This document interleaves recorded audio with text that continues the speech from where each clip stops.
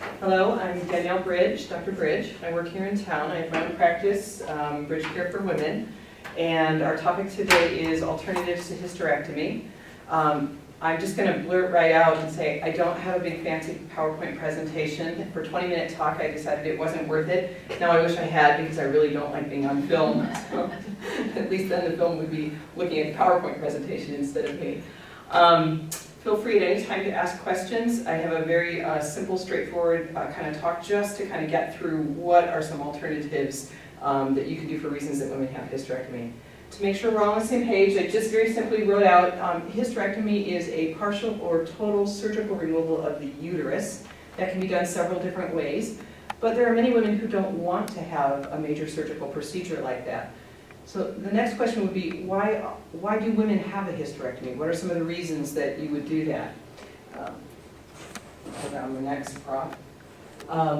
Bleeding, abnormal bleeding, obviously. We don't usually do a hysterectomy for just routine, normal menstrual cycles, but bleeding that is very irregular, very prolonged, very heavy.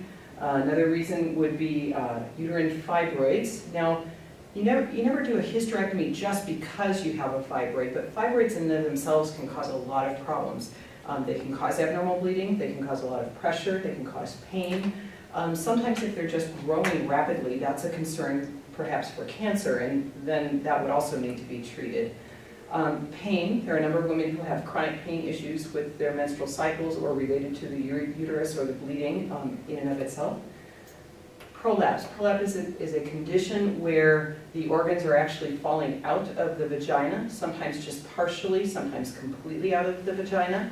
And there are several different treatments that you can use for prolapse depending on what is actually falling out. The uterus, the bladder, the rectal area, and we'll go over a few of those options as well.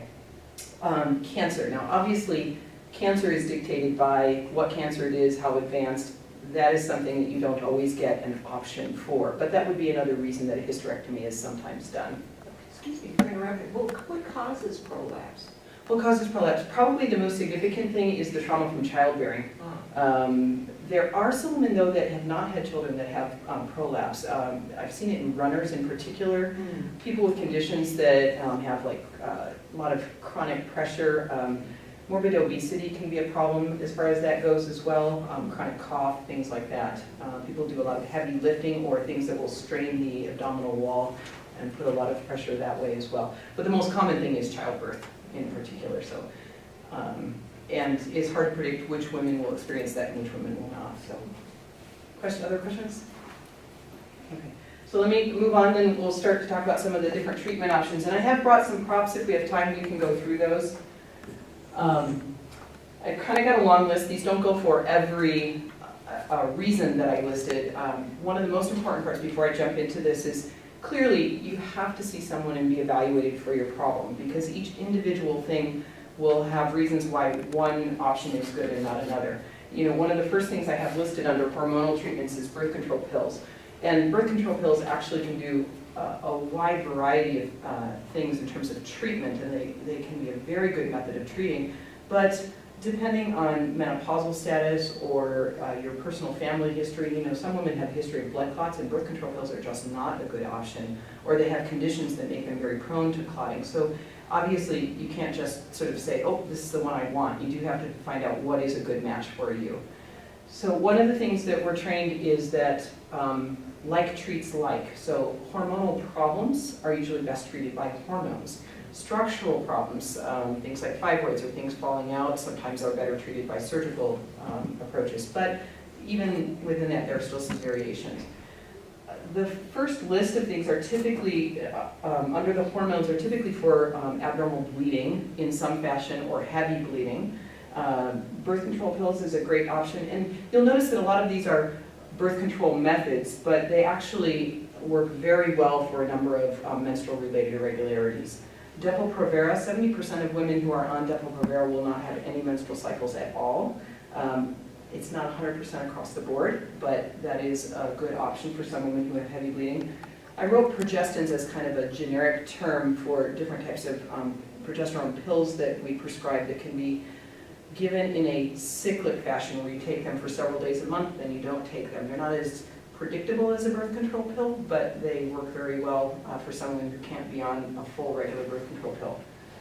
The Mirena IUD, again designed as a birth control option, works so well to control heavy bleeding that the FDA has given it approval to be used for a condition called menorrhagia, which is heavy prolonged bleeding.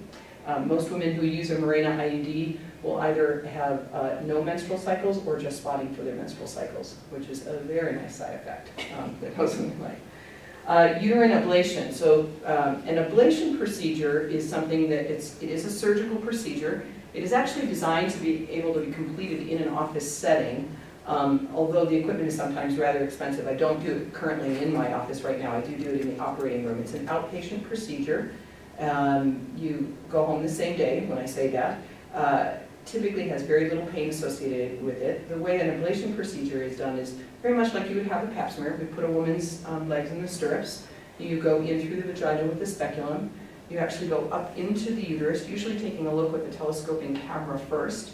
And then there is a device that is collapsed into a cylindrical tube. That's the ablation device. The one I use most commonly is called Novasure. And this is the one I'm referring to right now, but there are several different types, and I'll go through that a little bit as well. You place this cylindrical tube up into the uterus, and then you deploy or eject the device into the uterus. There are some adjustments that you make to fit it to the size of the woman's uterus.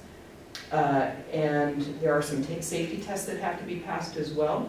And basically we're destroying the lining of the uterus. Now somebody gave a talk earlier about minimally invasive treatments, and I think that was Dr. Van Eckhout. She may have been talking about the Novasure ablation. And I'm sort of describing that one in a little more generic sense, but there are several. So one uses a technology where it creates a vacuum and pulls the uterine walls against the wall of the device, and then uses microwave energy to actually destroy the lining. There are circulating hot water balloons. So they're a little balloon device about the size of the uterus that you can put inside the uterus and circulate hot water through there. That was one of the first ones. That's called Thermochoice, and it's had several generations now since the original came out. There is a circulating hot water technique that is based on a pressure differential so that it doesn't back up through the tubes where there is no balloon. The nice thing about that one, and that's called the HTA system, hydrothermal ablation, is that it can accommodate different sizes of uteruses, different shapes that might be distorted by fibroids. So there are reasons that a lot of these different methods have been developed.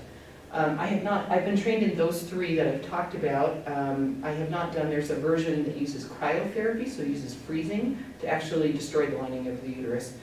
There are about half a dozen different types of ablation procedures that exist in the US market currently. So.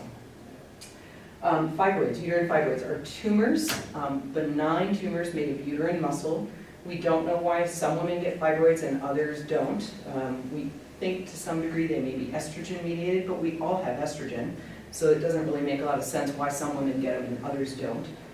40% of women by about age 40 have fibroids. Some are very, very small. They can be that small, maybe a centimeter or so. I have done surgery on a woman who had one that was about a 33-week pregnancy size.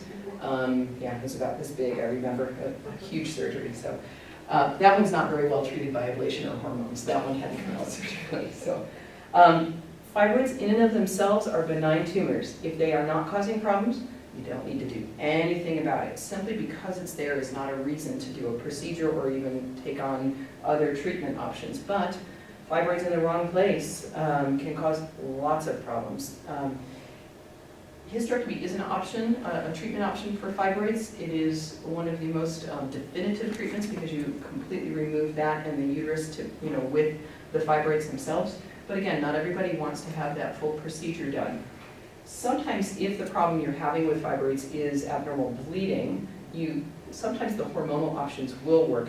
It's not as successful all of the time. And so many times a woman may try a hormonal option like a birth control pill, for example, but she may not get satisfactory results with that option. Myomectomy is a procedure where you can remove just the fibroid. That's kind of again, that's very dependent on your personal situation. If the uterine fibroid is in the cavity of the uterus, there are some really nifty devices where we can go up inside through the cervical, the birth canal, and actually remove the fibroid itself. And again, I don't know if Dr. Van Eckhout may have spoke about that earlier. That's some of the newer devices are called MyoSure. Very, very interesting, or cool technology, I should say, where through that telescoping camera, we insert the instrument, and it has a little oscillating, sharp-edged knife, if you will, that moves back and forth at a very rapid pace, and you can just basically shave that fibroid down, and it will suck it into the tube with a vacuum and remove it through this little skinny instrument. Very, very cool. Fibroids in the uterine wall can be removed, but depending on if you're planning on having more children or not, in that situation, sometimes a hysterectomy is actually a less bloody, simpler surgery than removing fibroids. Fibroids can be a much more complicated surgery with a lot higher risk of bleeding. We would do that frequently in a woman who still wants to have children, where we would be much more likely to do a surgery just to remove the fibroid itself and not the uterus, but it does exist. UAE, uterine artery embolization. This is a procedure. Are you somewhat familiar with heart catheterizations? You know, some people, they will have a heart catheterization to inject dye and take a look at the heart, and sometimes they'll actually put stents or do procedures that way. A uterine artery embolization is done in somewhat of a similar way. There's usually a catheter placed in a large vessel through the groin, and they feed that catheter up to the uterine vessels and inject, once they've injected the dye and visualized where those major vessels are, they can inject a synthetic particle that will block off the blood supply, the major blood supply to the fibroids themselves. And the end result is then ultimately that fibroid will die.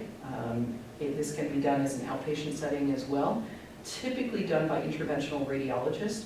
They do this in Santa Fe. We don't have the equipment and the ability to do that up here right now. I will tell you that it's actually a very painful procedure. It should be treated post-operatively every bit like a surgery. I have worked in a place where I've done this. It does work very well in terms of symptom relief. The fibroids do not all completely shrink and go away, but 90% of women get very good relief with uterine artery embolizations.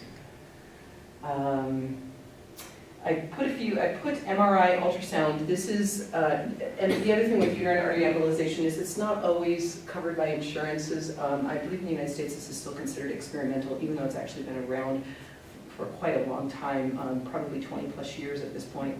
MRI, ultrasound. So there's also technology where you can use ultrasound waves to destroy fibroids, and they will use MRI guided imaging to guide the ultrasound waves where they need to go. Again, experimental, probably not covered by insurance, would need to be in a much larger organization, but just for completeness, I wanted to throw that in there. There are also some experimental studies looking at using the cryotherapy, the freezing. I've read about this in several different ways where they actually insert an instrument into the fibroids themselves, usually via like laparoscopy. I've read some situations where they actually insert it directly through the abdominal wall. I don't have any experience with any of that, so I can't really talk about it, but just interesting ideas that some folks have. Prolapse, so uterine prolapse, where the organs are actually falling out of the uterus. And any questions on the other stuff? I'm kind of buzzing through it real quickly, so. Okay. Again, childbirth is probably the most common cause of uterine prolapse. You can also have, in addition to uterine prolapse, bladder prolapse, rectal prolapse. Some women can have enteroceles where some of their intestines will actually prolapse out through a pouch. You don't actually see the intestines, but you get it bulging out through the vagina.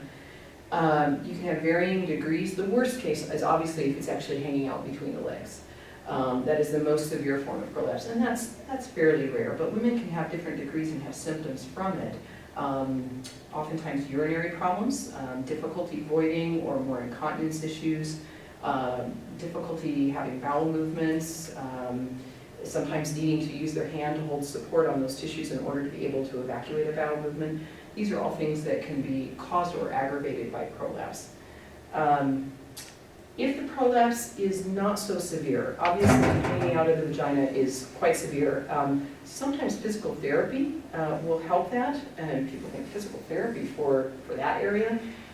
Interestingly enough too, in this town, we have a physical therapist who is trained in pelvic floor rehab, which is highly unusual in a town this small, but of course it's because her husband has a job at the lab that we are so lucky to have her.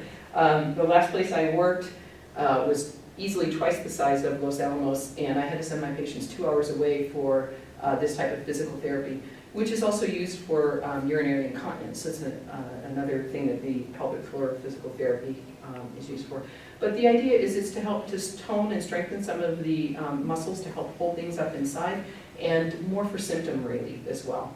So more severe prolapse can sometimes be treated by a device called a pessary.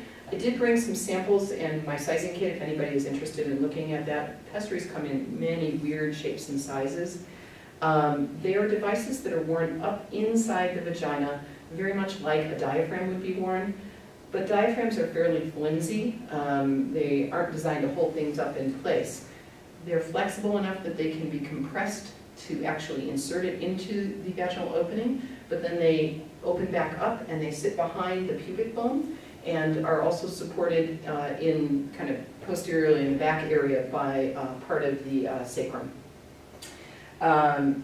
It seems kind of weird to some women to have to wear something in their vagina. There are some versions that can be taken out pretty easily by the woman herself, cleaned and put back in. There are some that are just much too difficult to remove and have to actually be done by the gynecologist in the office setting. But for some women, it offers them an option, again, besides surgery. Sometimes I had a woman who, she just simply couldn't go through a major surgery. She was caring for her husband who had an illness, and there was just no way that she could take the time to have surgery. Well, she had such great results with her pessary, she just decided to skip having surgery altogether. A lot of times she didn't think so. She thought for sure she was going to end up having surgery, but why bother now? This works so well for me. So, questions about any of that? Anybody interested in seeing a pessary or any of those things? So, yeah. So this is actually my pessary fitting kit. As you can see, there are many different sizes. And just to show that, yes, many women are also many different sizes and have different degrees of prolapse, and no matter how tiny or how much larger it's stretched out.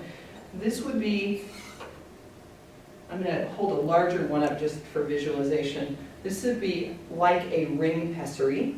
There are some pessaries that look just like this, except they're a different color. They're white, they're usually silicone based, they don't react with the tissues. And the ring, as you will see, compresses. And so then with a little bit of lubrication on the leading edge is placed into the vagina and then released to kind of open up. There are several variations of this style. There's one that is a ring with support. Let's see if I can find you one for example. I'm going to cover up the name. This is a small ring with support, and you can see it has a little diaphragm in the center. This is probably one of my preferred to use because it's very easy for the patient herself to manage and actually remove. It bends on this axis where the large holes are, so you kind of stick your finger in there, find that little hole, pull it down, squeeze it, pull it out, wash it, put it back in. There are several different versions. Another one that I like quite a bit is a Schatz pessary. Let me see if I can find you one that I can actually